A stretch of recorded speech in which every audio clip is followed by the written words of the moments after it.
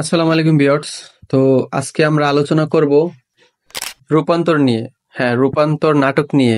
এখন অনেকেই বলতে পারেন যে ভাই এই নাটকের যে টপিকটা, আপনি ভাইরাল যে টপিকটা, এটা তো সমাধান হয়ে গেছে।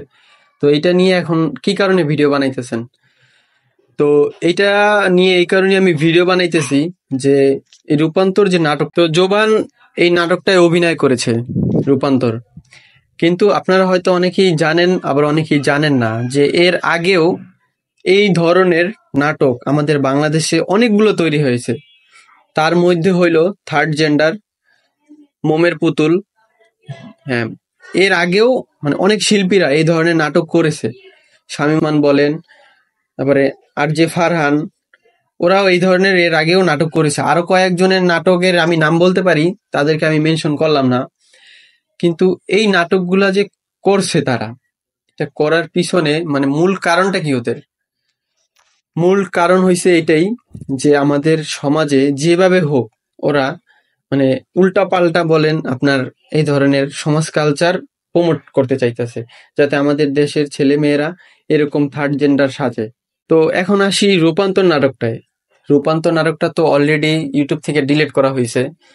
আর এই নাটকটা যে স্পন্সর করছিল, মানে অ্যাড শো করছিল, এটা ছিল ওয়ালটন। তো ওয়ালটন ওনারা তো দাবি করছে যে এটা আমাদের মানে জানানো হয় নাই আগে, যে এই রূপান্তর নাটকের এই যে এই পিকচারটা দেখছেন, যে এই পিকচারটা দেখানো হয়েছিল তাদেরকে। এই পিকচার অনুযায়ী কিন্তু কোনো বোঝার উপায় নাই যে এটা রূপান্তর নাটকের ভিতরে এরকম কোনো থার্ড জেন্ডার বা অন্য কিছু।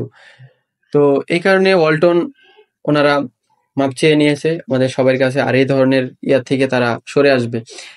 আর ওদের সাথে যে পার্টনার মানে অ্যাডের পার্টনার প্রোগ্রামশিপ, এটাও ক্যান্সেল করেছে। তো অনেকে বলছেন যে অল্টনের পণ্য বয়কট করব আমরা অল্টনের পণ্য।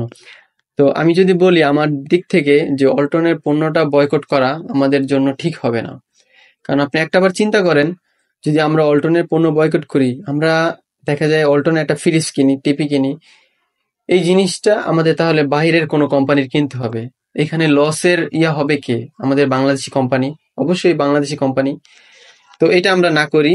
আর আরেকটা বিষয়, এই ধরনের নাটক যারা নির্মাণ করছে বা করতে চাইতেছে, আমি তাদের উদ্দেশ্যে বলতে চাই যে আপনারা এই ধরনের কর্মকাণ্ড থেকে বিরত থাকুন। আর আরেকটা জিনিস, আমাদের মতো সাধারণ জনগণ আমরা যদি এই ধরনের নাটক সিনেমাগুলো না দেখি, তাহলে তো ওরা বানাইতে পারে না ভাই।